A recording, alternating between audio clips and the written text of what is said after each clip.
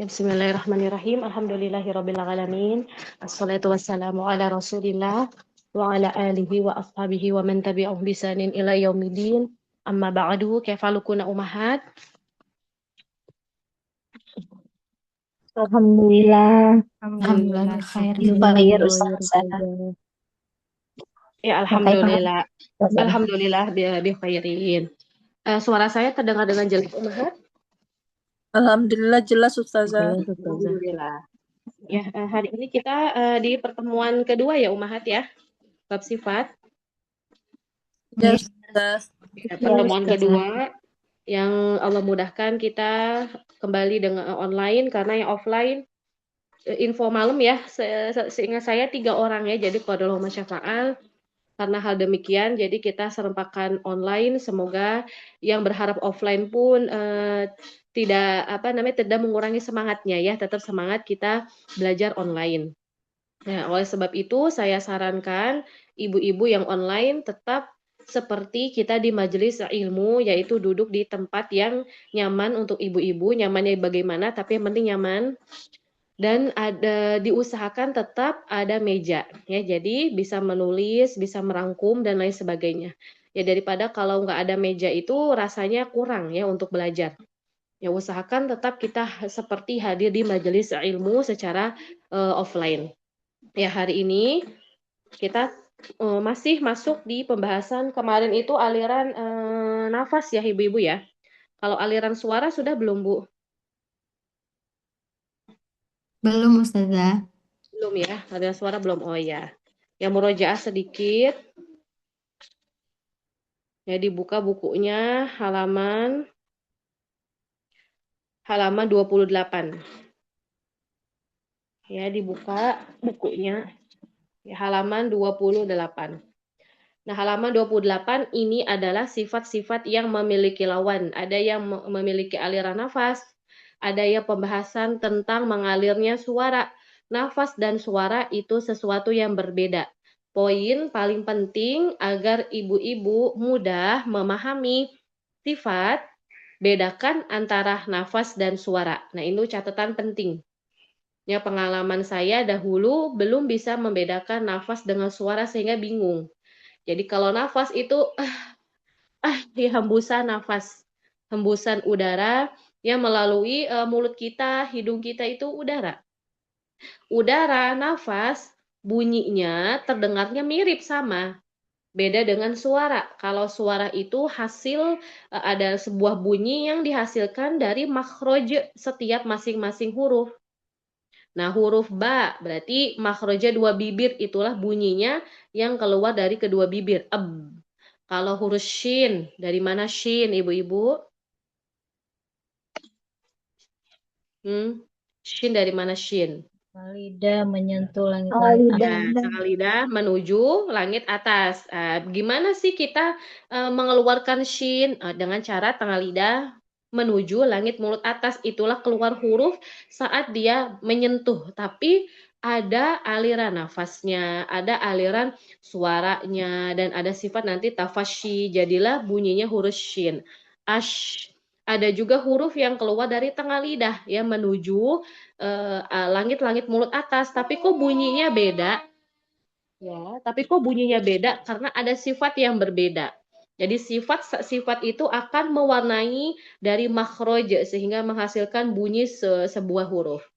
Kemarin pun di pembahasan sebelumnya, karena kemarin kita sempat libur ya, perasaan saya kayaknya udah lama nggak ketemu ibu karena qadarullah saya jam segini itu lagi di pemakaman bapak mertua ya, dimakamkan betul jam 9-an ya, disolatkan 9 kurang, jam 9 ke pemakaman dan ya saya dalam keadaan safar ya, kita libur ya, pantesan kayak udah lama gitu nggak ketemu ibu-ibu. Ya, kita lanjut di sini. Nah, jadi sebelumnya kita udah belajar apa sih manfaat dari sifat. Jadi bunyinya tuh dihasilkan pula dari tercampurnya sifat tadi. Nah, suaranya mengalir apa enggak nih? Lewat enggak nih di makhraj tersebut? Itu di nomor 2 pembahasannya. Kalau bisa nggak mengalir suara lewat kedua bibir? Nggak bisa, karena merapat. Nah, kalau shin, bisa nggak Bu suara lewat tengah lidah? huruf shin. Bisa nggak? Ash, coba. Bisa nggak Bu rasakan? Tidak bisa. Suara bisa nggak lewat tengah lidah? Kenapa kita perlu merasakan? Karena sifat itu harus dengan feeling, dengan perasaan, dengan praktek. Ya nggak bisa dengan teori. Teori itu cuma membantu. Ibu ucapkan shin, ash. Mengalir nggak Bu suara lewat tengah lidah? Mengalir nggak? Mengalir. Mengalir. Kalau ba, ingat ya sukun. Ya kalau mau tahu aslinya huruf itu disukunkan. Nah, sukunnya gimana? Nah, kalau ba sukun gimana, Bu? Ab, bisa nggak mengalir? Ab, Tidak bisa. Bertahan kalau nggak bisa. basuku. Nah, itu maksud dari aliran suara. Ada yang bisa melewat, mengalir, ada yang enggak. Itu namanya aliran suara. Kalau nafas itu udaranya. Ya, kalau suara itu bunyi dari huruf tersebut. Ya, bunyi dari huruf tersebut kalau suara. Yang kemarin kita sudah masuk ke aliran nafas. Ingat saya kita udah ke nafas ya. Ya, nafas. Nah, ini Bu. Hamas itu mengalir. Kalau jahar tertahan. Ya, setiap halakoh insya Allah kita ada murojaah singkat. Ya, hamas itu nafas mengalir. Kalau jahar tertahan. Ketika dia mengalir nafas, itu pasti ada sebabnya. Nah, apa lagi. Ya, ya, ya. sebabnya? Udah. Ya, tutup dulu boleh ya mic-nya. Mana tadi? Ini. Nah, tadi nafas mengalir nih, mengalir nafas. Itu pasti ada sebabnya. Kenapa nafas bisa mengalir? Pita suaranya yang ada di bawah ini, nah ini Bu. Dia terbuka, ya terbuka. Beda dengan jahar. Jahar, nafas tertahan. Nanti kita contohkan lagi. Kenapa? Apa sebabnya? Karena pita suaranya tertutup. Ya, pita suara ada di tenggorokan bawah. Ya, pita suara ada di tenggorokan bawah. Ya. Lalu setelah itu kan udah tahu nafas mengalir dan nafas tertahan. Apa sebabnya? Lalu kita akan mendengar bunyinya gimana? Kita akan mendengar suaranya kuat atau tidak. Nah, suaranya kuat atau tidak, bukan aliran suara, bukan. Saya tidak bahas aliran suara. Kalau aliran suara nanti ya, ini tentang kuat apa enggak suaranya. Kedengarannya gimana, Bu, di pendengaran? Nah, ini sudah saya tulis juga di sini, Bu, tentang ini. Tuh, ya, di pendengaran. Itu gimana di pendengaran kita kedengarannya? Kalau dia hamas, itu akan lemah terdengarnya. Kalau jahar, dia akan lebih kuat. Nah, contoh misalkan huruf zai. Lalu huruf kaf. Nah, hurufnya apa saja? Hamas itu hurufnya yang atas ya. Fahassahu syaksun sakat. Jahar selain fahassahu syaksun sakat. Berarti jahar selain fahassahu syaksun sakat. Nah, berarti termasuk zai. Maka dari itu zai masuknya jahar. Ya, kita contohkan. Kaf itu hamas. Ak. Nggak ada nafas terakhir. Mudah-mudahan di Zoom terdengar ya. Karena kadang online suka nggak kedengaran. Coba kedengaran nggak Bu nafas kaf? Ak. Kedengaran nggak Bu? Terdengar, Ustazah. Dengar. Kedengaran? Oke ya, alhamdulillah. Nah, kalau zai, zai tidak ada nafas. Yang ibu dengar panjang itu suara, bukan nafas. Itu kan ada suara z ya, z ya. Itu suara, bukan nafas. Nafas itu aliran. Nah, ak ada nafasnya, ak. Huruf zai, nggak ada. Kalau ibu rasakan, harus dirasakan huruf, ibu silakan praktekkan sendiri di rumah. Ya, ucapkan seperti yang saya ucapkan, ak. Tahan dulu kafnya, ak. Habis itu ada nafas. Ak. Huruf zai, Lebih kuat mana yang ibu dengar? Zai atau kaf? Zai. Ya, zai. Nah, itulah maksud dari kuat di pendengaran. Ya, kekuatan diri dia kedengarannya gimana. Kalau kaf itu lemah ya, akhirnya ada gitu. Akhirnya ada nafas. Ya, nafas ini melemahkan suara tersebut. Ya, bisa dipahami perbedaan hamz dan jahar ibu-ibu secara praktek juga. Insya Allah, Insya Ustazah. Allah. Insya Allah bisa Ustazah. Ya. Yang mau bertanya boleh silakan. Ya, kalau tidak saya lanjut ya. Aman ibu-ibu, aman. Nah, ini hurufnya ada di sini. Nah, kalau aman tidak ada yang mau bertanya, saya lanjut ke halaman 31. Ya, pembagian kedua atau poin kedua tentang aliran suara. Nah, namanya juga aliran. Jadi aliran itu lama durasi memanjangnya. Ya, lama durasi panjang. Bukan tentang kekuatan. Kalau kekuatan suara yang tadi, ya hamas jahar. Kalau tentang aliran nafas itu pun yang tadi. Jadi bedakan poin. Ketika bisa membedakan poin, insya Allah paham teori dan mudah untuk mengucapkan huruf yang baik dan benar, sebagaimana orang Arab ucapkan. Kenapa harus seperti orang Arab, walaupun mungkin logatnya belum bisa seperti orang Arab, karena kita bukan orang Arab, itu hal yang wajar. Tapi cara pelafazan hurufnya harus seperti orang Arab, disebabkan Al-Quran diturunkan dengan bahasa Arab. Dan uniknya lagi, huruf Arab itu kalau dia keliru bisa berubah jadi huruf yang lain. Ketika berubah jadi huruf yang lain, bisa jadi maknanya berubah jauh. Ya, bisa jadi maknanya berubah jauh. Bisa jadi juga tidak ada maknanya. Jadi ini perlu, makanya kenapa belajar makhraj sifat, kita basic sekali dalam ilmu tajwid ya, tajwid dimanapun biasanya halaqah itu ngenalin makhraj dan sifat dulu, baru tentang hukum-hukum yang lain. Karena itu asasi. Ya untuk apa? Kalau kita paham ikhfa, paham idgham, paham mad, paham bab waqaf, tapi hurufnya masih ancur-ancuran karena nggak paham. Nah itu salah, keliru. Harusnya huruf dulu. Karena baca Quran itu yang penting tuh itu lahan jalinya hilang. Kalau kayak kurang gunahnya, ya terus iklabnya kelupaan, tapi dia hurufnya tidak berubah, itu salahnya tidak fatal, melainkan ringan ya, masuknya lahan khofi. Ya, kita lanjut ke poin nomor 2 tentang suara. Nah, ini gimana suaranya?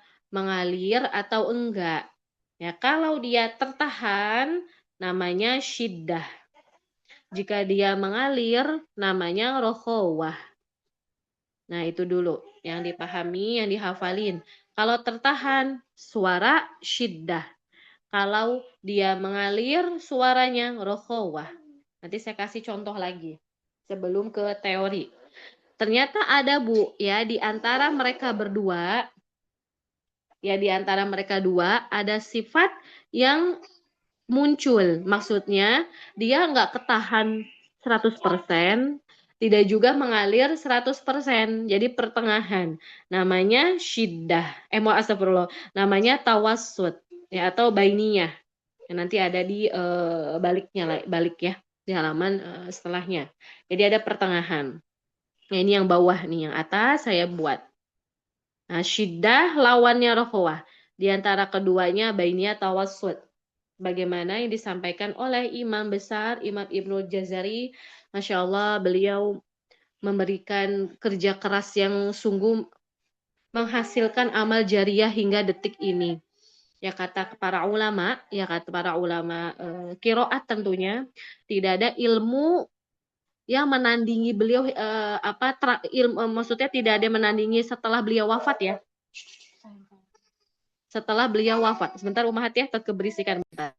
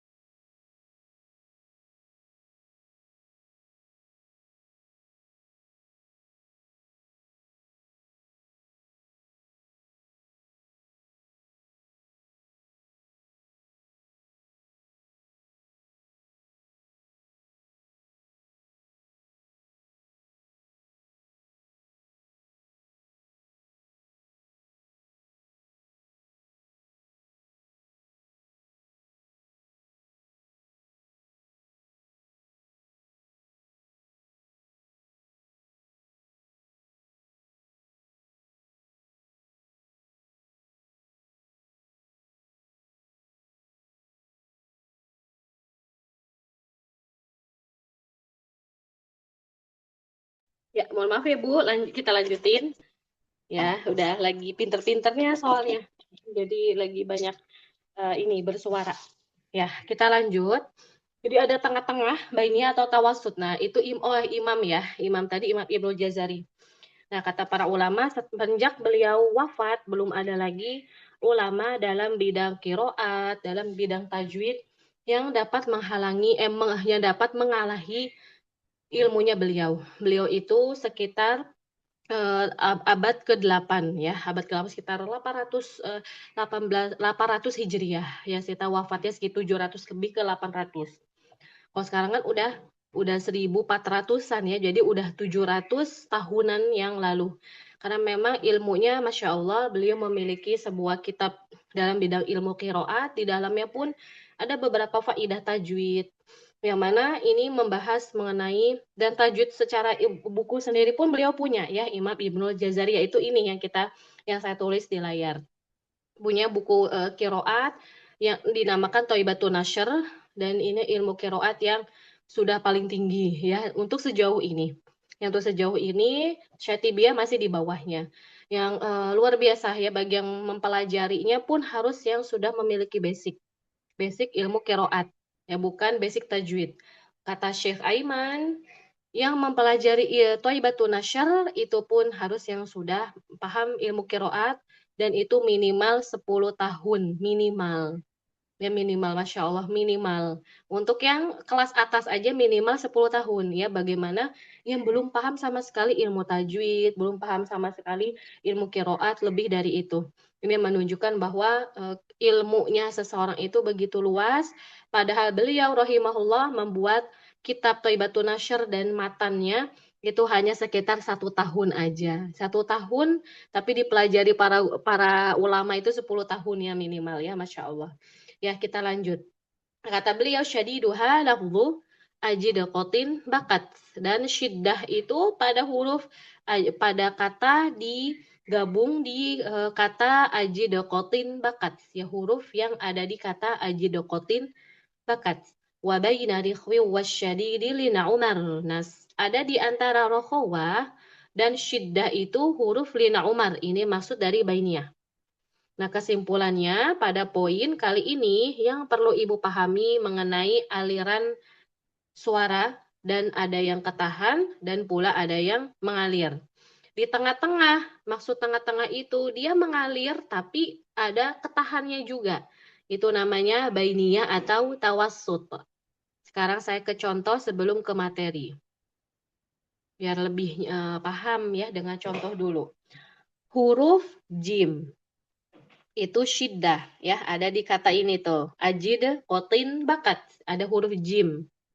Rokhawah selain ajid kotin bakat yang saya kotakin biru, dan selain lin na Umar. Berarti huruf apa Bu kira-kira Bu rokhawah selain ajid kotin bakat dan lin na Umar?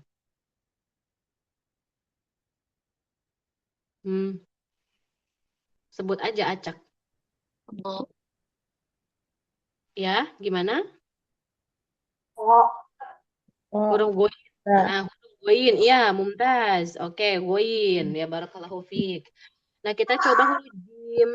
Nah, ingat sukun. Pokoknya kalau mau coba sifat makhraj asasi dia tuh dari mana mulainya, dari mana, kayak gimana sih bunyinya itu sukun. Kita sukunkan jim. Aj. Ya, aj. Ketahan. Jangan dikol-kolahin ya. Kol-kola sifat yang lain. Aj.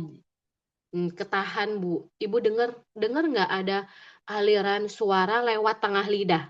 Aji gitu, aji tidak, tapi ya mafhum, maksud ketahan. Dicoba sendiri di rumah ya. Itu jim. Nah, kalau goin al al ya, makhrajnya di mana? Akar lidah dengan langit mulut atas.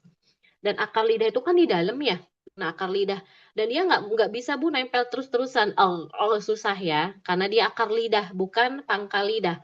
Al, al, al. Dia ada aliran. Rasakan. Wo, al, mengalir. Nah, Jim sama goin bisa dibedakan Bu ketahan dan mengalirnya? Umahat? Bisa Ustazah. Oke, Allah. alhamdulillah. Nah, jadi jim kan ketahan di makhrajnya, yaitu tengah lidah. Goin suaranya nggak ketahan, dia mengalir. Al, al, panjang. Misalkan lagi zai sama zai. Az, lebih jelas karena di ujung lidah kedengarannya lebih jelas. Az, mengalir dia suaranya. Az, lalu huruf vo. Al, al. Nah, suara itu lewat di makhrajnya bisa. Suara, bukan nafas. Kalau nafas, goin, zai, dan huruf vo tidak mengalir. Az, nafas tertahan, tapi suara mengalir. Begitu juga dengan vo, nafas tertahan, tapi suara mengalir. Ya, wadih akhwat, umahat. Oke. Ya, yang mau bertanya boleh. Bisa belum saya lanjut ke teorinya. Ya, lanjut ya. Nah, syiddah ialah tertahannya aliran suara. Nah, aliran suaranya ketahan. Seperti tadi jim, nggak bisa dia lewat. Kalau rokhwah mengalirnya aliran suara. Azza mengalir. Oh ya, enak kedengeran. Ada mengalir di makhrajnya. Kenapa bisa ketahan pada syiddah? Tertahannya aliran suara itu adalah syiddah. Disebabkan sandaran makhraj atau organnya merapat atau kuat. Jim, makhrajnya tengah lidah ke langit mulut. Dia menempel, menempel, dia jadi rapat. Dia jadi kuat, itulah sebabnya. Ya, mengapa jim bisa tertahan aliran suara. Ya, bukan nafas. Nafas kita nggak bahas itu. Bedakan. Nah, rokhwah, mengapa aliran suaranya mengalir? Tadi goin kan? Huruf zai, az. Huruf vo misalkan, huruf zal, az. Kenapa mengalir aliran suara? Disebabkan sandaran makhraj atau organnya lemah. Kita akan dapatkan dia lemah. Maksudnya lemah itu makhrajnya tidak menempel kuat. Huruf wain, akar lidah menuju langit mulut atas. Ibu-ibu wajib dirasakan dicoba, tapi syaratnya makhrajnya benar dulu ya. Karena goin itu bukan g, bukan bukan ya, bukan g ya, tapi lebih ke dalam. Ya, lebih ke dalam. Nah, itu goin. Nah, goin kita akan rasakan akar lidah itu tidak menempel kuat ya dengan langit mulut atasnya. Begitu juga dengan huruf vo.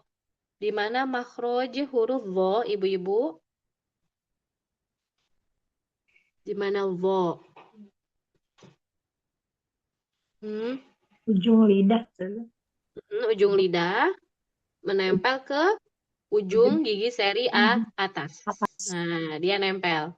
Nah, ibu nanti karena dia rokhwah, sandaran makhrajnya lemah, jadi ujung lidah saat dia menempel ke ujung gigi sari atas, itu menempelnya ringan saja. Menempelnya lemah, jangan terlalu dikuatkan. Ya, jangan terlalu salah, salah, bukan. Itu ada D-nya, yaitu ada D-nya, salah ya. Jadi ujung lidahnya nempel harus lembut. Itu yang sering mungkin di antara ummahat punya PR dengan mu'alimah ketika talaki. Ya, bagi yang ikut kelas reguler ya, tahsinil khairunisa. Nah, itu akan koreksian jangan terlalu kuat dan lain sebagainya dikrokhwahkan ya ini. Karena dia sandaran makhrajnya tidak kuat. Yang menyebabkan suara itu bisa lewat, bisa mengalir di makhrajnya. Ya, wadih akhwat wa umahat. Allah Ustazah. Mafhum ya? Oke, alhamdulillah. Nah, lalu kita akan ke sini. Kita akan memadukan antara sifat mengalir suara dan juga sifat mengalir nafas. Kita akan memadukan itu ya, agar lebih paham dalam prakteknya. Pembagian huruf syiddah. Nah, ya, pembagian huruf syiddah. Nah, syiddah itu kan apa Bu? Syiddah, ketahan apa? Suara. Suara. Suara. Nah, hurufnya ada berapa? Coba hitung. Aji dokotin bakat. 7, 8. 8 Ustazah. 8 Iya, Ustaz. ada 8. Oke, nah si 8 ini akan kita bagi. Jika ditinjau dari apakah nafasnya mengalir di syiddah atau tidak. Ya, jadi kita akan membagi huruf syiddah. Kenapa perlu dibagi? Karena nanti secara praktek dia beda ya. Ini yang akan kadang orang bingung kan dia ketahan suaranya. Dia kan syiddah, tapi kok dia hames ada nafasnya. Nah, itu maksudnya yang perlu kita bahas. Beda dengan rohwah. Kalau rohwah mah udah mengalir. Ya udah kalau ngalir ya udah ngalir. Ya mengalir, tinggal nanti sesuaikan nafasnya gimana. Nah, kalau syiddah ini sandaran makhroja kuat, tapi kok ada nafas? Kan gitu ya, bisa lewat dari mana? Jadi akan dibahas. Nah, huruf syiddah itu kebagi. Ya, dari 8 ini ada yang dia itu ketahan nafasnya, yaitu jahar. Ada yang mengalir nafasnya, yaitu hams. Jadi ada yang ketahan, ada yang mengalir. Padahal sandaran makhroja kuat. Padahal dia aliran suaranya tertahan. Nah, ajidokotin bakat kita bagi.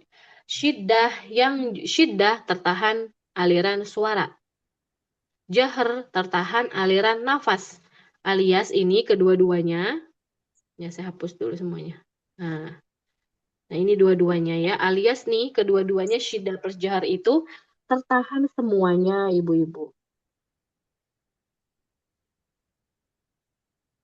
Tertahan semuanya. Nah, nafas ketahan, suara ketahan.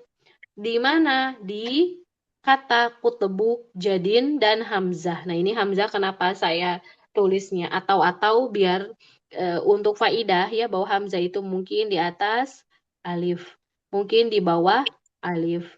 Maksudnya tanda kepala ain. Ya, tulisannya mungkin alif. Atau kepala ainnya di atas huruf waw. Jadi itu adalah hamzah, bukan huruf waw. Lalu huruf ya, atau bahkan tidak ada kursinya, dia berdiri sendiri si kepala ainnya. Ini pun ada sejarah-sejarahnya ya, artinya pembahasannya dalam ilmu rosem dan bobat. Nah, kutebu jadin. Dan hamzah total ada 6. Nah, kita akan coba Bu ya, kof, ak, nafas ibu nggak denger. Ak, suara juga ketahan. Ini wajib bareng-bareng coba di rumah tanpa buka mic. Ak, ketahan. To, ak, Aku. dia ketahan. Nah, kol-kola sifat tambahan. Dia bukan aliran suara. Aku. Jadi kita Aku. Ab. berhentiin aja. Ya, si huruf to nggak usah kita kol-kolahkan. Jadi huruf to kita nggak usah kol-kolahkan. Ya, kol-kolah tuh nanti aja ya, sifat tambahan biar lebih jelas. Lalu huruf ba, ab, ketahan, ab, nggak ada nafas, nggak ada suara yang mengalir. Jim, ad. Begitu juga dengan dal, ad. Dan juga hamzah, a. Nah, ketahan, nggak ada dia, susah. Nafas nggak mengalir, suara pun tidak mengalir. Inilah syiddah dan juga jahr. Hurufnya kutubu jadin. Dengan kata lain, mereka semua tertahan nafas dan juga suara. Nah, sekarang ada huruf yang tertahan suara. Ya, tertahan suara, nggak bisa lewat. Karena kenapa suara nggak bisa lewat? Sandaran makhroja kuat, ya nempel kuat. Tapi uniknya, ya Masya Allah, dia mengalir nafas. Nah, itu yang unik. Kan dia ketahan ya, si suara, tapi bisa mengalir nafas. Nah, kaf dan ta. Nah, inilah dua huruf ini. Ketahan suara, mengalir nafas. Dicontohkan agar lebih jelas. Ketika sukun, kalau harokat dia nggak akan terlalu kedengeran apa perbedaannya gitu ya. Jadi udah aja kayak huruf-huruf yang lain. Sukun itu akan lebih kedengeran. Saat kita mengucapkan kaf atau ta dalam keadaan sukun, kita tunaikan dulu sifat syiddah. Karena syiddah sama hamas itu sifat yang bertolak belakang. Dia mengalir, ini ketahan. Jadi kalau kata para ulama itu ada bahkan mazhab yang tidak mungkin ya terjadi ini. Ya, tapi itu pun mereka hanya perbedaan dalam hal teori saja, pada nyatanya baca mah baca. Nah, terus ada juga ulama yang merinci bahwa ketahan dulu, syiddah dulu, tahan dulu, habis itu baru hamas. Jadi dia nggak mungkin barengan. Barengan kita kasih syiddah sama hamas bersamaan itu tidak mungkin. Ini dalam keadaan sukun ya. Karena sukun itu memang durasi yang punya aliran. Maksudnya aliran itu durasi panjangnya kayak gimana. Nah, kalau kaf dan ta tahan dulu. Sehabis tahan di makhroj masing-masing. Jika kaf itu makhrojnya pangkal lidah dengan langit mulut atas antara lunak dan keras itu kaf. Kalau ta ujung lidah dengan pangkal gigi seri atas. At, ak, kan gitu ya. Ak, at. Nah, habis ketahan kita dorong nafas dari dalam keluar. Mohon perhatikan, ibu-ibu sering salah. Kadang kafnya itu jadinya malahan kol-kolah salah. Jangan diein. Tahan dulu, jangan dilepas. Tahan dulu, kaf. Lalu taat, tahan di makhroj. Setelah itu lepas, tapi jangan berbarengan dengan suara. Enggak usah pakai suara gitu, enggak. Cuman alirin nafas udara dari dalam. Ak, dorong nafas saja. Dikasih ya at, ak, ya dorong. Bukan yang ada nya. Itu kaf sama ta sering ada kejadian ya salah. Atau juga jangan pakai huruf H yang kecil, di mana makhraj H kecil. Di mana ibu-ibu? Tenggorokan bagian atas ya Ustazah. Tenggorokan bagian, ada yang bilang atas, ada lagi ibu yang lain. Kecil. Tenggorokan bagian tengah, atas atau bawah? Tengah, Ustazah. Ya, tengah. Dan lebih tepatnya di epiglotis, kalau kita menelan ada yang bergerak, itu huruf H. Ya, ada yang gerak. Kalau kita menelan, itulah huruf H, bergerak juga. Nggak boleh juga kafnya ada huruf H. Salah. Salah. Bedakan dengan at. Itu beda. Bukan. Nafas ringan, jangan ada nya. Kalau ada nya itu ada hak sukun. Memang mirip ya, hati-hati. Jadi kadang kita nggak merasa, tapi ketika dikoreksi dengan guru yang sudah memiliki tingkat kepekaan yang beda dengan murid, ini baru ketahuan. Jadi kaf sama ta bukan huruf H, melainkan dia nafas aja. Ya, wadih akhwati sampai sini sebelum saya lanjut.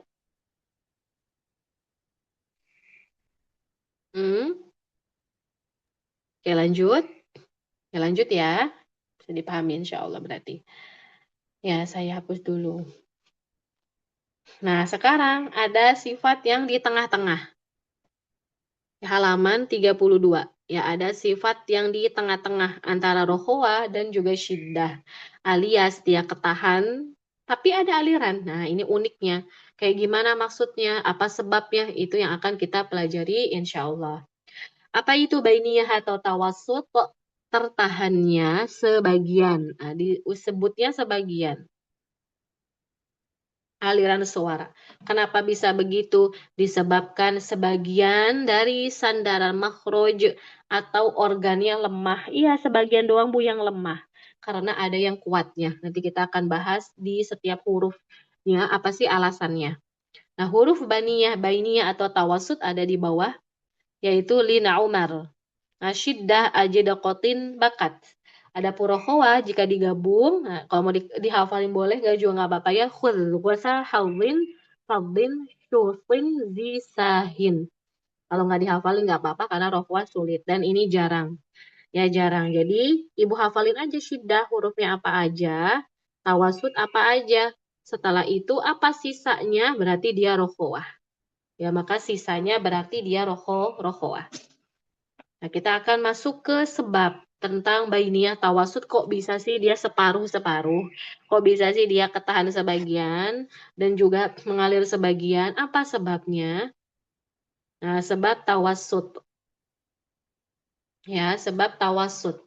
Mulai dari mim dan nun, ya dia berdua memiliki sebab yang mirip, ya sama. Mim dan nun. Di mana makhraj huruf nun? Di mana, Bu? Lidah Ustazah. Ya, ujung lidah kemana? Nun ujung lidah. Bertemu dengan Gigi ujung Ya, gusi gusi gigi seri yang atas. Oke. Nah, kita kalau ucapin nun, nempel nggak dia ke atas atau ada celah, Bu? Nempel ya? pel Ustazah. Nah, dia nempel, nggak ada celah dia nempel. Beda dengan huruf ya, ya kan memang ada celah. Huruf mim, di mana makhraj huruf mim? Kedua bibir Ustazah. Iya, kedua bibir. Ya merapat, ya kedua bibir merapat. Karena ada kedua bibir yang membulat itu huruf apa? Wow. Ya huruf Wow. iya. wow Jadi harus dilengkapin bahwa dia merapat. Karena bisa jadi nggak merapat. Kalau nggak merapat dia nggak jadi ketahan. Nah, huruf mim, kedua bibir merapat dia ketahan. Nah, itulah sisi nun sama mim ketahannya. Tadi kan bainiyah itu antara ketahan dan antara mengalir. Jadi 50-50. Dari sisi ketahannya itu di makhraj yang sudah kita pelajari. Nun, ujung lidah nempel ke gusi gigi sari atas. Huruf mim, kedua bibir merapat. Nah, itulah nun sama mim sisi ketahannya. Atau sisi syiddahnya. Karena kan antara syiddah sama rohwah. Terus dari sisi rohwahnya gimana? Dari sisi mengalirnya. Nah, huruf mim sama nun, kita juga sudah mempelajari tentang al-khayshum, yang dimana al-khayshum itu keluar gunnah. Itu keluar sifat dengung. Dan dengung hanya dimiliki oleh nun dan mim. Dan dengung itu hanya dimiliki oleh nun dan juga huruf Mim. nah, gunnah ya. Al-khayshum, siapa yang masih ingat? Al-khayshum itu muqaddar atau muhaqqaq, Pak, makhrajnya. Muqaddar. Betul, muqaddar. Apa sih muqaddar? Muqaddar mengalir kan? Adanya aliran. Berarti jelas ya Bu ya, gunnah itu mengalir atau ketahan?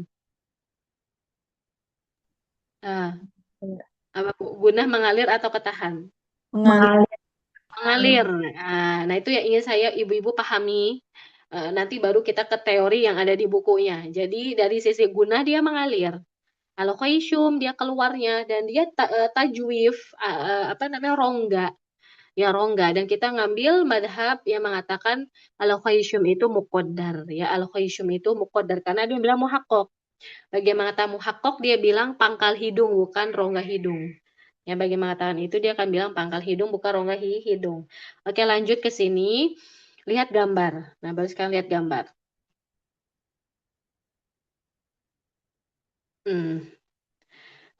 Kira-kira Bu, Ibu bilang mana nun, mana mim. Ini gambar 1, ini gambar 2. Mana nun? Nun yang kanan. dua Kanan atau nomor 2? Iya, taunya dari mana? Posisi Bibirnya lidahnya Lihat bertemu nih. dengan gusi Ya, ujung lidahnya lihat di sini ya. Nah, kalau nomor 1 mim, dua bibirnya mim bertemu. Ya, bertemu kelihatan di situ. Jadi, kalau ada soal yang gambar, Ibu lihat opsinya A, B, C, D, E misalkan. Terus Ibu cocokin gambar mana yang mungkin, mana yang enggak. Memang butuh ketelitian. Ya, memang butuh ketelitian supaya kita lebih punya perasaan ketika kita teliti berarti kita paham akan makhraj. Ya, kita ke sini dari huruf yang sebelah kanan dulu, huruf nun. Tadi nun sudah dijelaskan bahwa makhrajnya di ujung lidah nempel ke gusi. Gusi gigi sari atas. Ya, mohon perhatikan gambar. Boleh mic-nya ditutup Ibu, ada yang masih kebuka. Nah, kan suara kan dari dalam ya Bu ya. Nah, ini sesuai dengan tanda panah. Dia mengalir. Rongga hidung pun terbuka karena ada gunnah. Dan juga di sini rongga mulut terbuka. Jadi nanti kan ada cabang lewat rongga hidung karena dia gunnah. Jadi huruf kalau rongga hidung kita alirkan suara walaupun bukan mim sama nun dia bisa ada gunnahnya. Misalkan huruf ba. Ada baca gitu Bu, ba. Huruf wa. Jadi ditekan hidungnya. Jadilah suara lewat situ. Jadi perhatikan yang ada penekanan suara lewat rongga hidung cuman mim sama nun, selain itu tidak ada.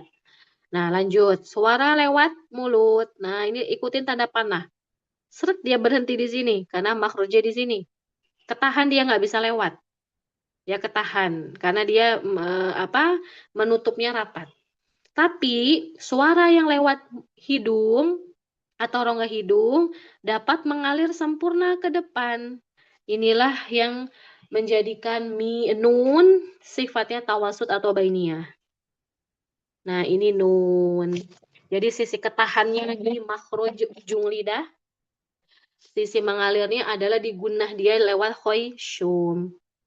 Nah, begitu juga dengan huruf mim. Nah, huruf mim mengalir sama kayak tadi, lewat sini, Bu.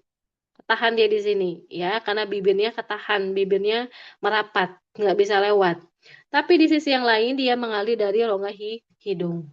Am, an, jadi kalau ibu dengarkan baik-baik suara sukun ini. Hmm. Ibu akan mendengar ada gitu, panjang, panjang dikit. Nun sama an yang ibu dengar ada lamanya atau aliran durasi panjang sedikitnya itu adalah gunnah yang ibu-ibu dengar. Ya wadih akhwati umaha secara praktek dan digambar. Allah Ustazah. Nah, Ya. insyaallah. Kita lanjut sekarang ke ininya, ke teorinya. Huruf nun, teori yang di buku maksudnya. Adanya aliran suara yang melalui rongga hidung. Nah, itu tadi udah adanya aliran suara yang melewati rongga hidung tadi. Nah, ini yang mengalir atau sisi rokhawahnya dia. Dinamakan dengan sifat gunnah. Dan posisi makhrajnya yaitu ujung lidah ke gusi gigi sari atas tetap merapat. Ya, ini. Ujung lidah menempel ke gusi gigi sari atas. Dia tetap rapat. 50-50 jadi dia. Huruf mim, adanya aliran suara yang melalui rongga hidung. Nah, sama ya penjelasannya. Dinamakan dengan sifat gunnah.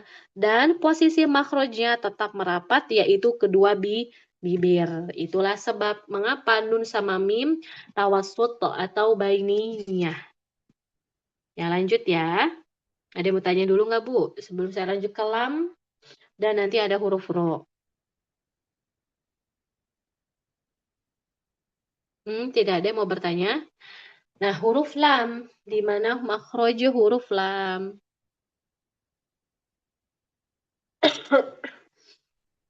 Coba yang masih ingat ibu-ibu. Di mana makhraj huruf lam? Ujung lidah menempel di 8 gusi gigi seri atas. Apa gigi-gigi atas? Gigi atas bagian depan. Ya. Nah, itu udah hampir tinggal kita benerin istilahnya. Huruf lam itu sisi lidah bagian depan. Nah, sisi lidah bagian depan yang saya arsir warna hijau. Ya, sisi lidah bagian depan yang saya arsir warna hijau. Kalau ujung itu sisi ujungnya termasuk juga ada nih di sini, tapi dia lebih melebar ke samping. Itu sisi lidah bagian depan. Dia menempel ke langit atau gusi gigi-gigi bagian atas dan di depan. Maksudnya gigi yang 8 tadi. Ya, ada gigi seri kelinci, gigi seri samping, gigi taring, dan gigi geraham pertama. Totalnya 8 gigi. Nah, itu tempelkan ke situ. Nah dia nempel. Kita akan merasakan nih si sisi lidah. Kan sisi lidah itu nyamping juga, Bu ya. Saya arsir juga, Bu. Nah, ini. Ini sisi lidah. Yang warna biru pun itu sisi lidah. Jadi warna biru, warna hijau, ini sisi lidah semua. Tapi yang kita pakai hanya yang bagian depan. Nah, perhatikan baik-baik. Yang kita pakai hanya bagian depan. Otomatis bagian samping, kiri, dan kanan tidak kita pakai, Bu, untuk makhrajnya. Karena huruf lam cuma depan. Yang kita pakai kiri kanan, huruf apa itu? Sisi lidahnya. Dot. Iya, huruf dhad, ya mumtaz. Nah, jadi alhamdulillah ibu udah paham makhraj. Untuk syiddah rokhwah bainiyah itu harus ingat makhraj. Kalau lupa makhraj, gambaran pasti akan bingung. Ya, gambaran pasti akan bingung. Jadi semampunya untuk ibu yang lupa-lupa ingat, dengerin aja nggak apa-apa. Murojaah, bagi yang baru gabung di bab sifat, ibu baca-baca aja buku saya di depan. Kan di depan ya ini ya, bab apa namanya tuh, bab makhraj. Nah, ini Bu, sisi lidah bagian depan yang warna hijau, kita akan tempelkan ke atas. Nah, udah ke atas kita tempelin. Saat dia nempel suara dia lewat sini. Ya, suara dari dalam ke depan mengalir. Dia mengalir. Ketahan gak Bu dia di sini? Di sisi lidah yang tadi nempel. Tahan Ustazah. Nah, ketahan. Ya dia ketahan suara nggak bisa lewat. Hanya saja sisi sampingnya kebuka. Sisi samping kiri dan kanannya kan nggak nempel, ya dia kebuka. Jadilah dia belok ke sini, Bu. Nah, suaranya. Tapi nggak semua suara bisa belok. Yang udah nyampe duluan ke sini, dia enggak. Jadi sebagian suara itu ibaratnya ini adalah aliran air. Ya, air lagi mengalir, tapi mampet bagian depannya. Dia cuma bisa lewat kiri kanan. Tapi itu pun pastikan nggak semuanya bisa lewat. Jadi sebagian.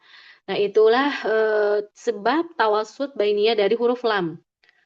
Ya, dia belok ke kiri dan ke kanan. Nah, lihat gambar yang ada di sini. Ya, dianalogikan kalau dari depan tanda panah inilah yang menyebabkan dia mengalirnya suara. Nah, ini tanda panah ini artinya mengalirnya suara lewat sisi kiri dan sisi kanan. Adapun yang depan ini dia ketahan. Jadilah sebagian ada yang ketahan, tapi sebagian yang lain lewat kiri dan ke kanan. Jadilah suara huruf lam saat sukun tidak terlalu banyak kedengaran alirannya. Al, bukan al susah ya. Gimana cara alirinnya? Kalau dia sempurna ya atau banyak sulit. Nah, kalau yang sebelah kiri ini dari gambarnya, dari samping ya, kayak gini yang saya gambarin di atas. Kiri dan ada yang lewat ke kanan. Nah, kita ke apa namanya tulisan di bukunya. Adanya aliran suara yang mengalir. Nah, itu tadi adanya aliran suara yang mengalir dari sisi kanan dan kiri lidah. Ya, dari sisi kanan dan kiri lidah. Pada makhroj huruf lam. Ya, pada makhroj huruf lamnya lewat kiri kanan. Akan tetapi suara yang melewati makhrojnya yaitu ujung sisi lidah yang menempel ke langit mulut di atasnya itu tertahan. Jadi ada ketahannya, ada juga dia mengalirnya. Ya, wadih akhwati wa umahat di huruf lam nanti sama ro agak mirip. Cuma beda proses. Jadi pahami? Insya Allah, Ustazah. Mau tanya boleh Ustazah? Ya, boleh silakan. Kalau misalnya kesalahan menyebutkan huruf lam itu suka tebal atau cadel itu kenapa Ustazah? Lam cadel tuh gimana? Dia ro cadel ya? Lam, Kalau lam lamnya tebal, lamnya tebal, terus lam lah. tebel, kolam tebel paham maksudnya, tapi kolam cadel saya nggak tahu maksudnya gimana. Nah, lam tebel aja saya bahas ya. Nah, kolam cadel saya tidak tahu. Biasanya cadel itu huruf ro. Nah, kita ke huruf lam tebel. Ini masuk ke pembahasan tentang isti'ala dan istifal ya, ya tentang nanti sebenarnya lebih pasnya lebih mudah dipahaminya. Tapi karena ada yang nanya, jadi saya sembari tipis-tipis aja dulu ya. Nah, kan kalau lam itu tipis, hukum asalnya tipis, suara nggak boleh naik. Nah, kalau suara naik, kenapa bisa naik? Kata kita tuh mendorong suara ke atas tanpa kita sadari. Kita mendorong suara ke atas tanpa kita sadari. Terus gimana caranya? Nah, ini saya sampaikan sebatas ini dulu. Nanti ketika isti'alah, ketika istighfar, Ibu kalau masih ingin lebih detail lagi, ditanyain lagi aja ya, saya takut lupa. Nah, lidah kita kan makrojnya depan nih naik. Nah, lidah naik ini semua sisi lidah naik aja nggak? Semua bagian lidah bukan sisi. Semua bagian lidah itu naik aja. Tapi yang nyentuh tetap sisi lidah bagian depan. Semua bagian lidah naik aja. Apa fungsinya? Biar tanggal lidah nggak ada cekung. Karena kalau tanggal lidah ada cekung ke bawah, dia jadi tebel. Itu penyakitnya kalau lam tebel. Ya penyakitnya, karena saya dulu juga lamnya tebel Ibu. Jadi tahu ya kayak gimana. Ada intinya si lidahnya datar sedatar mungkin biar nggak ada cekungan. Cekungan itu turun ke bawah. Biasanya orang yang punya PR ini diarahkan gimana pun sama guru kalau masih belum dapat celahnya pasti susah. Jadi ya sudah nggak apa-apa semampu ibu fattaqullaha mastata'tum karena lahannya khofi ya bukan jali. Jadi tugas ibu yang punya PR ini mencoba arahan terus dari entah kalau ibu ikut reguler ya mualimah Kalau dari saya dicoba, kalau masih belum bisa, nggak apa-apa Bu, pelan-pelan aja insya Allah, karena lam termasuk huruf yang susah diubah untuk orang yang punya PR tebel. Karena saya punya murid, itu udah lama, mungkin tahunan ya, dan saya dulu ngerasain itu juga. Nah, dan alhamdulillah sudah tidak ya, sudah tidak ada koreksian, alhamdulillah dari Syekhoh. Huruf lam dulu sama begitu Bu dan susah. Dan alhamdulillah, oh dengan cara yang tadi saya bilangin. Jadi semua lidah naikin sisi semua bagian lidah aja. Mau tengahnya, pangkal lidahnya ikut naik bebarengan sama sisi lidah depan. Naikin, naikin. Jangan ujung doang yang kita naikin, jadi tengah lidah kelipet ke bawah. Al, jadi tebel. Dia jadi la, ya karena dia terlalu melipet. Tapi itu dia. Ya kadang arahan suka belum dapat feeling ya, tidak apa-apa. Ya, ada lagi yang mau ditanyakan, Ibu-Ibu? Jazakillahu khairan Ustazah. Ya, di bab isti'ala, insya Allah nanti ada penjelasan detail gimana suara naik, gimana dia biar turun. Ya, ada yang ditanyain lagi nggak, Ibu-Ibu? Oke, lanjut. Ya, lanjut ya. Nah, sekarang huruf ro. Kalau tadi lam paham, ro insya Allah paham. Tidak jauh beda dengan huruf lam. Nah, ro, di mana makhraj huruf ro? Ujung lidah. Punggung lidah. Lanjutin. Ujung punggung lidah bertemu gigi seri atas. Iya, bertemu dengan gusi gigi sari atas. Jadi ujung lidah itu luas sifatnya. Kalau Ibu mau mendetailkan boleh. Ya awal punggung ujung lidah. Tapi kalau enggak ujung lidah benar juga. Kan punggung lidah ujung lidah juga. Tapi kalau mendetailkan maka kita sebut yang kayak tadi. Jadi ujung lidah kita tempelkan ke gusi gigi sari atas.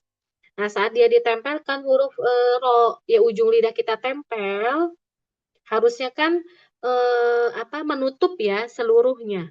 Harusnya ketahan Bu, karena ujung lidahnya nempel. Tapi untuk mengucapkan huruf ro, tidak mungkin seluruh ujung lidah kita itu menempel semuanya ke gusi. Karena kalau nempel semua ke gusi, dia akan mirip huruf nun atau huruf lam. Yang biasanya ro itu cadel. Nah ini, baru kalau cadel saya pahami. Jadi huruf ro-nya seperti orang cadel, susah. Ya, dia cadel karena dia tidak meninggalkan celah di situ. Mengucapinnya masih butuh terapi ya, dan katanya ada Bu terapinya, saya pernah waktu itu lihat, tapi nggak saya save ya.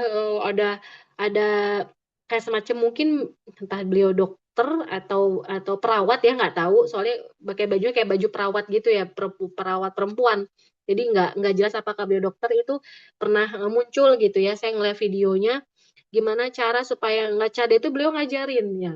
Oh ada ya, insya Allah dengan izin Allah semuanya yang cadel coba ikut terapi, barangkali bisa. Nah, untuk huruf ro, harusnya kan dia nempel semua, Bu, ke gusi. Tapi itu nggak mungkin dia nempel semua si sisi. Mohon maaf, si ujung lidah. Pasti akan ada celah. Itulah yang menyebabkan dia bergetar. Kita dengarnya itu ada getaran. Ro, ya ada getaran. Nah, gambarannya seperti ini. Nah, ini lidah kita. Ujung lidah yang ini. Ini yang nempel ya. Ini yang nempel. Yang nempel ke gusi. Naikin ke atas, tempelin. Nah, tengah ujung lidah yang merupakan makhraj huruf ro, itu ada lubang, Bu. Nah, ini yang saya kasih panah biru. Nah, jadi tengahnya ada lubang. Ya, ada lubang di sini. Yang menyebabkan suara, kan dia ngalir nih ke sini. Lewat makhrajnya. Dia lewat sisi kiri kanan makhraj huruf ro, dan sisi kiri makhraj huruf ro itu ketahan karena nempel, tapi dia bisa lewat dari tengah. Jadi kalau Ibu ibaratkan ada batu besar nih, ini batu kan nih. Nah, batu tapi tengahnya itu berlubang. Jadi keluarlah air dari situ. Nah, ininya berlubang di sini. Nah, jadilah itu sisi dari mengalirnya huruf ro. Jadi tawasud dia. Ketika ngucapin huruf ro itu nggak ketahan ya, tapi ya ada. Ibu dirasakan ya. bagi yang sudah benar atau masih keliru huruf ro, apalagi yang masih keliru, yang sudah benar pun Ibu dicoba biar paham maksud dari tawasud di huruf ro. Itu nggak nempel semua. Kalau nempel semua jadi huruf yang lain. Ya wadih akhwati wa umahat. Gimana bisa dipahami? Insya Allah. Insya Allah, Ya, Ustazah. oke. Lihat di gambar yang saya buletin warna hijau. Kalau dari depan, jadi begini, ada tanda panah. Tanda panahnya di tengah ujung lidah. Di tengah ujung lidah. Ujung lidah makrojoro, tengahnya ada lubang. Nah, itulah lewat situ dia. Tapi sisi kiri kanannya kan ketahan. Itu sisi syiddahnya. Nah, kita baca apa yang di buku. Adanya aliran suara yang mengalir dari tengah ujung lidah pada makhraj huruf ro. Nah, ini ada yang mengalir dari tengah ujung lidah makhraj huruf ro. Akan tetapi suara yang melewati sisi lain, maksudnya sisi makhraj ya, bukan sisi lidah. Ya, tapi ini sisi lain dari makhraj huruf ro. Itu tertahan makhrajnya. Nggak mungkin mengalir semuanya. Nggak mungkin juga ketahan semuanya, itu huruf ro.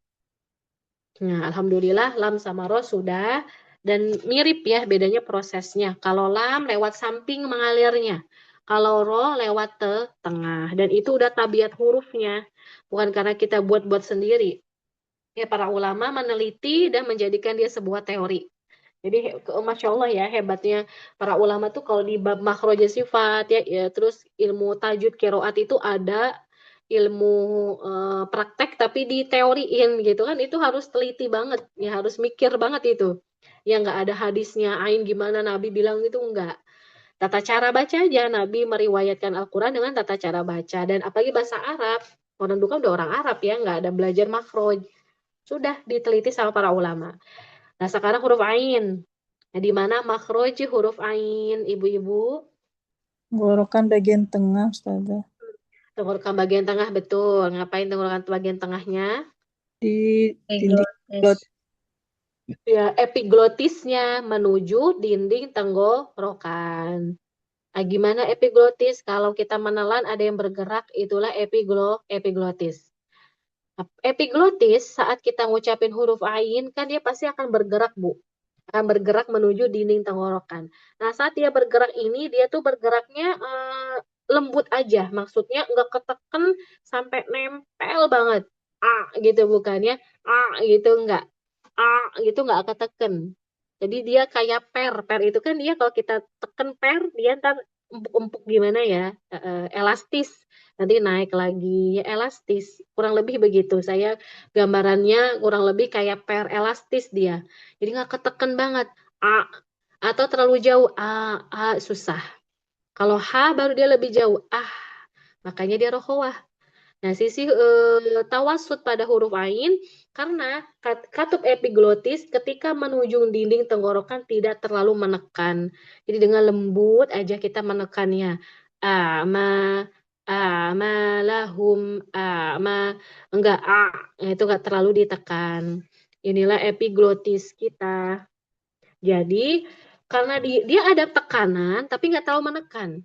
Otomatis suara yang lewat situ akan lebih sedikit daripada kalau tidak terlalu menekan. Maksudnya daripada kalau dia kebuka lebar kan kalau dia ketutup ya kalau dia ketutup bisa nggak suara lewat banyak nggak bisa lewat ketahan. Kalau kebuka lebar banget itu malah banyak banget suara yang mengalir. Jadi si celahnya atau pintunya tuh kebukanya dikit aja ya, nggak terlalu lebar, nggak juga ketutup semua. Itulah sisi tawasut huruf ain.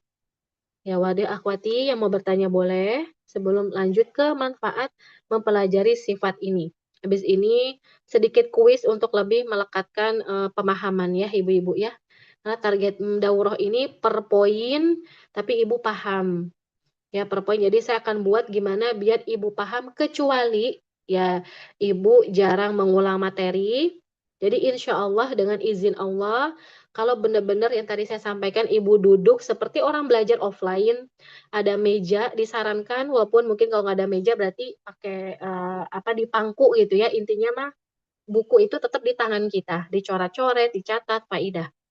Lakukan yang saya sampaikan tadi di bangku dan lain sebagainya, kecuali ada uzur, harus tiduran karena sakit mungkin ya, maka semampunya. Tapi kalau ibu sambi pasti nggak terlalu paham.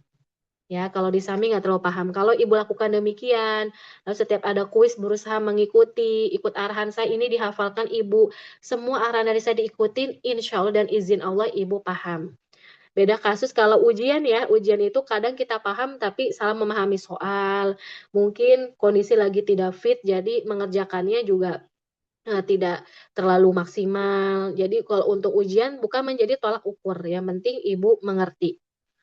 Ya, ada yang mau ditanyain? Puan Nggak Ustazah ada? mau bertanya. Silakan.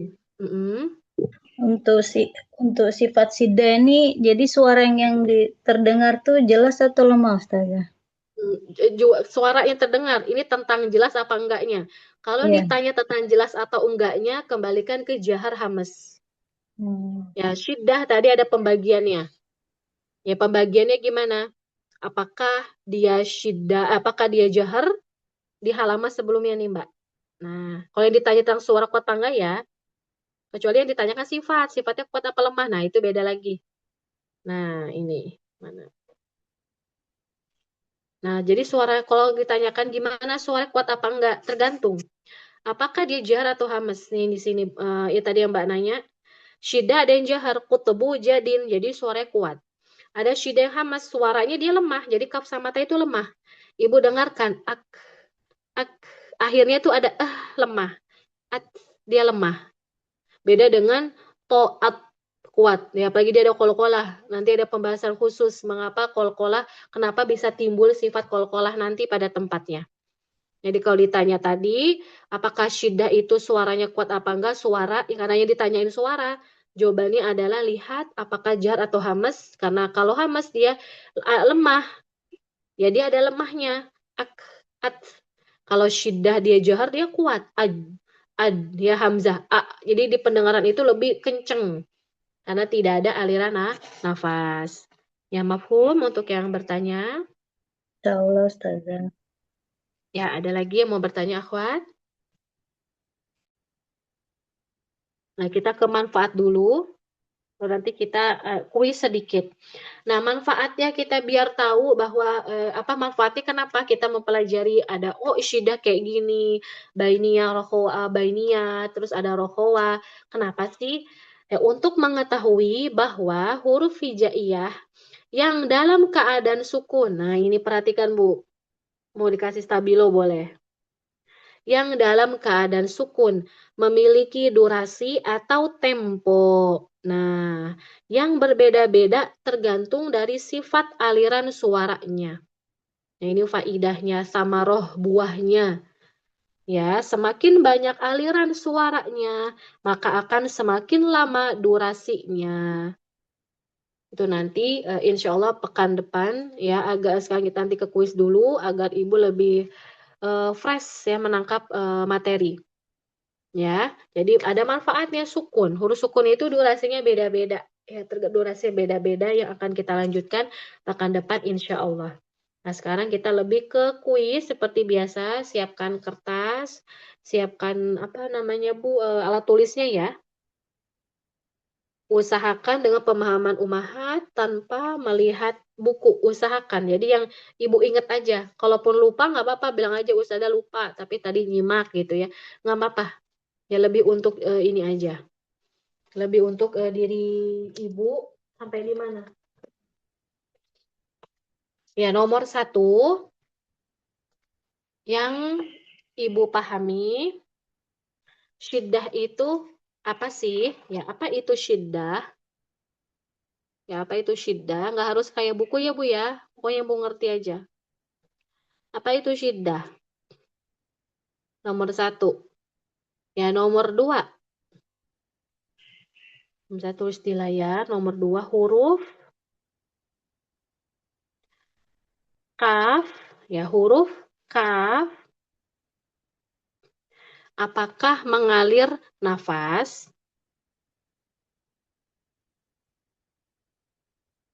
Ya, mengalir nafas. Saya nanyanya nafas ya.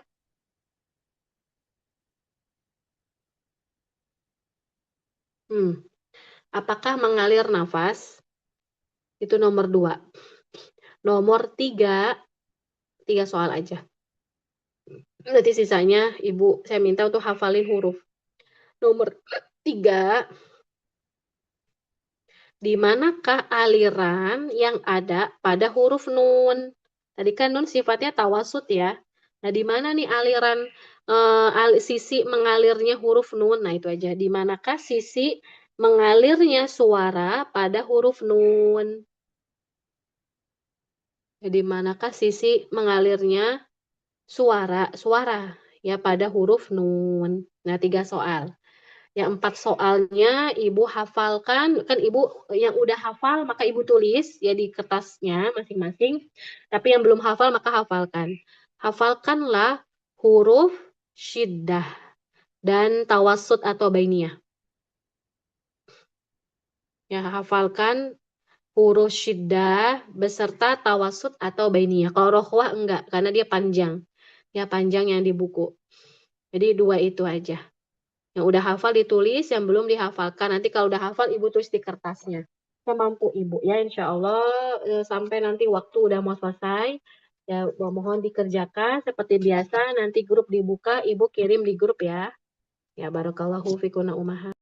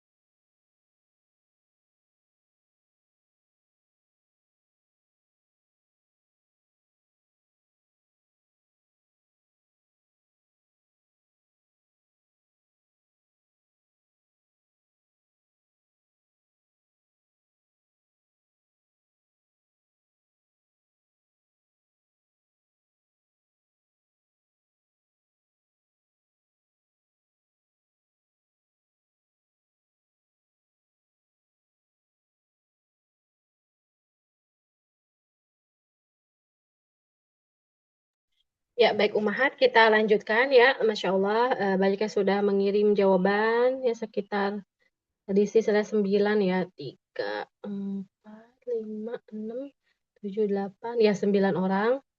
Keseluruhannya untuk jawabannya, Masya Allah ya, banyak yang sudah betul, bagus ya. Kalaupun ada sedikit ya hal yang normal ya. Ya kita akan bahas insya Allah. Tadi soal nomor 1, syiddah itu apa? Nah, tertahannya suara, betul. Kalau ibu mau bilangnya cuma tertahannya suara, nggak apa-apa. Tapi kalau lengkap, nah itu seperti yang di buku. Tertahannya suara, apa sih sebabnya? Disebabkan sandaran makhrajnya kuat. Nah, itu pun udah cukup. Kalau kita ingin mengatakan, menyempurnakan, kita sebut apa sebabnya. Itu syiddah. Kalau lawan dari syiddah, apa ibu-ibu? Istilahnya apa? Sifat apa? Rohwa. Ya betul, Rokhwa. Di antara keduanya ada Bainiyah. tengah-tengah bainiyah atau tawassut. Ya, mumtaz. Lalu soal nomor 2, apakah huruf kaf itu mengalir nafas? Jawabannya Ya, iya. Betul, mengalir nafas. Walaupun kaf itu syiddah. Nah, kaf itu syiddah. Awalnya kita akan menekan dulu. Penekanan yang terjadi itu adalah proses syiddah dari huruf kaf. Jadi ketekan di awal itu itu adalah proses dari syiddah. Ketahan makhraj. Ketekan makhrajnya kaf, ak. Setelah itu kita berikan sifat hamas, ak. Itulah nafas. Nafasnya pun alami saja, nggak usah berlebihannya. Jadi dengan alami, tidak sedikit banget juga, tidak berlebihan sengaja kita keluarkan, cukup alami, kita dorong nafas alami tanpa berlebihan itu yang perlu jadi penekanan juga ya untuk ibu-ibu karena ada yang berlebihan ak ya dia berlebihan. Ada yang kurang ak nggak ada, nggak muncul. Pertengahan aja. Tahu pasnya dari mana? Ketika talaki dengan para guru. Lalu nomor 3 ya Ibu ya. Nomor 3 tadi soalnya, oh ya, di manakah sisi mengalirnya sebagian huruf nun? Tadi huruf nun itu sifatnya apa Bu tadi? Rokhwa, syiddah atau bainiyah? Ya. Ya, bainiyah atau syiddah. Berarti ada yang mengalir, ada juga yang ketahan. Berarti bainiyah itu ada yang mengalir, ada yang ketahan. Yang ditanyakan apa sisi mengalirnya? Yaitu adanya gunnah yang lewat rongga hidung atau khoisyum. Kita merasakan Bu, bukti kita pencet hidung, buktinya akan ketahan suara an. Ya, susah ya pencet hidungnya coba Bu. Itu nggak bisa lewat. Kalau kita lepas, baru kita bisa mendengarkan lagi aliran suaranya. Adapun makhraj yang di ujung lidah itu tetap ketahan. Itulah maksud dari sebagian ketahan, di sebagian yang lain itu pun, sebagian yang lain pun itu mengalir. Itu nomor 3. Nomor 4, hafalkan. Alhamdulillah sudah banyak yang hafal ya Bu ya. Syiddah ajidokotin bakat. Rokhwa bainiyah lina umar. Selain itu berarti ada huruf sa, ya ha, huruf apa lagi, zal, huruf vo, huruf shin, huruf ya, huruf bod, dan seterusnya.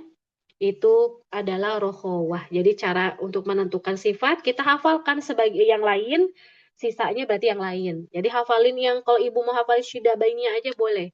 Kalau mau yang kayak di buku rokhawah sama rokhawah boleh. Tapi kalau takut kebanyakan, itu cara yang tadi aja. Sebagaimana yang Imam Ibnul Jazari hanya mengucapkan syiddah, hurufnya aja dokotin bakat, dan huruf lina umar. Ya, alhamdulillah untuk jawaban Masya Allah ibu-ibu banyak yang partisipasi. Jazakumullah khairan. Semoga dengan kuis singkat untuk menunjukkan bahwa ibu-ibu Masya Allah antusias tetap ya hingga hari ini. Ini kan daurah yang bagian kedua ya. Bagi yang mungkin baru bergabung, insya Allah tetap bisa mengikuti. Kalau lupa apa itu makhraj, boleh baca buku saya bagian yang depannya ya, itu ada. Ya, ada yang mau ditanyakan sebelum saya cukupkan ibu-ibu?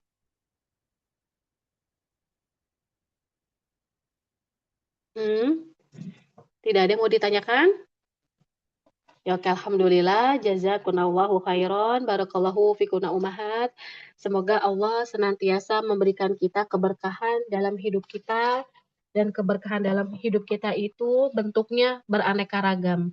Mungkin berkah waktu, mungkin berkah ilmu kita, ya, mungkin berkah kepada anak, pada kehidupan keseharian kita secara keseluruhan. Dan berkah itu kita dapetin dari mana? Itu banyak juga jalannya. Ya, di antara hal yang bisa kita raih, kita usahakan keberkahan itu adalah minta selalu kepada Allah agar Quran itu memberikan kebaikan yang banyak kepada kita.